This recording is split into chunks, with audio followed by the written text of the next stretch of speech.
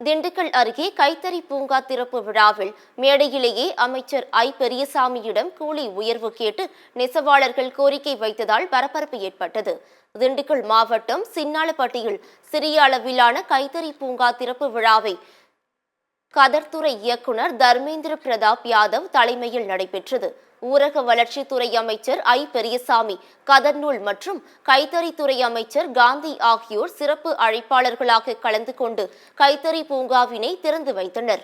மேலும் இந்நிகழ்ச்சியில் அமைச்சர்கள் பெரியசாமி மற்றும் காந்தி மேடைக்கு வரும்போது அங்கிருந்த நெசவாளர்கள் தங்களுக்கு தினக்கூலி 800 ரூபாய்க்கு மேல் வழங்க வேண்டும் என கூறி தினக்கூலி பற்றாக்குறையை தமிழக அரசு சரி செய்ய வேண்டும் எனவும் கோரிக்கை விடுத்துள்ளனர். சிறிய அளவிலான கைத்தறி பூங்கா இன்றைக்கு தமிழக அரசாங்கமானது ஏற்பாடு செய்து கொடுத்திருக்கிறது. இந்த விஷயத்துல நெசவாளர்கள் ரொம்ப சந்தோஷப்பட்டாங்க, எங்களுக்கும் சந்தோஷம். ஆனா அவங்க அடிப்படையில கேட்ட 2 விஷயங்கள் நம்முடைய அமைச்சரே பதில் சொன்னாரு. கூலி உயர்வு நமக்கு கட்டுப்படலையாங்க, கூலி பற்றாக்குறையா இருக்கு. நெசவாளர்களுடைய வாழ்வாதாரம் சிரமம் இல்லாம இருக்கணும்னா குறைந்தது 800ல இருந்து 900 ரூபாய் அவங்களுக்கு கூலி கொடுத்தாதான் அவங்களுடைய வாழ்வாதாரம் சிறப்பாக இருக்கும்.